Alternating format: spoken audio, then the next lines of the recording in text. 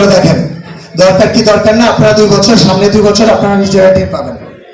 আর আমি আপনাদের ভাই, আমি আপনাদের সন্তান, আমি আপনাদের আমার বোনদের ভাই, আমি আপনাদের কাছে আমি ছোট মানুষ ভাই, আমি অনেক বড় কিছু না। আমার মানুষের ভুলভ্রান্তি হতেই পারে, আমি অনেক সময় অনেক ধরনের ভুলভ্রান্তি করে ফেলতেই পারি। তার জন্য এই না আপনারা আমাকে দূরে সরাই দেবেন, আপনারা মারবেন, আমাকে থাপ্পড় মারবেন, আমি তো আপনার ভাই, ছোট ভাই, বলবেন তুই এটা না এটা কর, সে জায়গাটা আমি তৈরি করে নিয়েছি। আমি যদি আমাকে পাশ করিয়ে যদি আপনারা বসান, আমাকে যে বলতে পারবে জয় তুই এটা না এটা কর, আমি আপনার ভাই, আপনার সাথে তাল মিলিয়ে আমি আপনাদের সঙ্গে মাঠে নামবো। এই অ্যাসোসিয়েশন আমার না, এই অ্যাসোসিয়েশন আপনাদের সবার, 573 জনের সব অ্যাসোসিয়েশন এটা। সো আমরা যেটা করবো আজকে এখানে, আমরা প্যানেল পরিচিত অনেকে অনেক কথাই বলে ভাই, আমাকে অনেকে জিজ্ঞেস করছে আজকে আপনাদের ইশতেহার কি, ভাই আমার কোনো ইশতেহার নেই। আমরা জিতবো, আসবো, 573 জনকে নিয়ে বসবো, যে পরিকল্পনা আপনারা দিবেন ওইটাই আমাদের ইশতেহার, ওই দিন থেকে আমাদের ওইটা শেষ পর্যন্ত আমরা কাজ করব। আর আমি আপনাদেরকে এটা কথা দিয়ে যাচ্ছি যে ইশতেহার আপনারা আমাদেরকে দিবেন, আমি জয় চৌধুরী যদি 1 বছরে যদি আপনাদের মন জয় করতে না পারি, পাশ করার পরে এজিএম এর দিন আমি নিজে বরখাস্ত দিয়ে আমি চলে যাব। এই সিট আমি দখল করে থাকবো না, আমি আর 1 বছর অন্যজনকে এই সিটে কাজ করার জন্য, আমি চেয়ারে কাজ করার জন্য আমি সুযোগ দিয়ে দেবো। আজকে ওয়াদা করছি আমি 1 বছর পরে এজিএম এ আমি আপনাদের যদি হ্যাপি করতে না পারি, আমি এখান থেকে চলে যাব, আমি আপনাদের সামনে আর থাকবো না।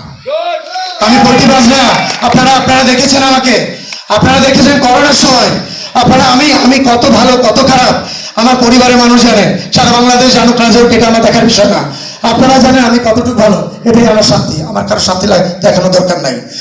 আমি এমন সময় গেছে, আমার ওয়াইফের কাছে অনেক কিছু শুনেছেন, হয়তো অনেকে এটা ফার্স্ট টাইম শুনেছেন, আমি আমার ভিতরে গল্পের কথা কখনো কাউকে বলতে চাই না। আমার আম্মু, আমার ওয়াইফ, তাদের সাথে আমি অনেক নির্যাতন করেছি, এটা আমার কাছে এখন ফিলিংস লাগে আর কি, মনে হয় যে আমি অনেক কিছু করে ফেলেছি, কিন্তু তখন তো আমার মাথায় কাজ করে না, এই দৌড় দিতে হবে, তার জন্য আমার শিল্পীরা না খেয়ে আছে, আমার মানুষের কাছে পায়ে ধরতে হবে, কারো কাছ থেকে একটা বস্তা সিঁড়ি আছে আমার সঙ্গে, সে তো অনেক জায়গায় গিয়েছে, আমরা বস্তা চেয়েছি, ভাই আপনি টাকা না দিন, আমাকে একটা বস্তা চাল দেন, 10 জন 10 বস্তা দিলে তো আর প্যাকেট করতে পারছি না। আমরা কিন্তু এগুলোই করছি, কিন্তু আমার মা, আমার ওয়াইফ, তারা আমাকে ঘর থেকে বের করে দিচ্ছে, এরকম দিন গেছে, গেট লাগা রাখছে রাত্রেবেলা, তুমি রাত 3টা বাজে 2টা বাজে কেন আসছো, এরকম হয়েছে। সাদিক বাচ্চু ভাই মারা গেছে, বাচ্চু ভাই লাশ কবর দিতে যাব, এলাকাবাসী বলে না করোনা, লাশ কবর দেওয়া যাবে না।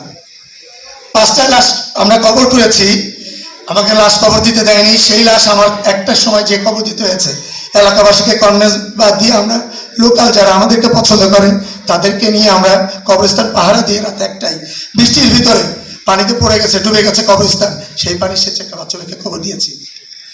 আমি চিন্তা করি আমার বউ প্রেগনেন্ট ঘরে শুয়ে আছে, বাচ্চার কাছে গেছি কিন্তু কবর দিতে, কবরী ম্যাডাম, ওয়াসিম ভাই, আমি কিন্তু আপনাদের ছেড়ে যাইনি, কিন্তু কেউ বলতে পারবেন না যে আমাকে কেউ কখনো ডাকলে 80% 100% 80% আমি সাড়া দিয়েছি আপনাদেরকে।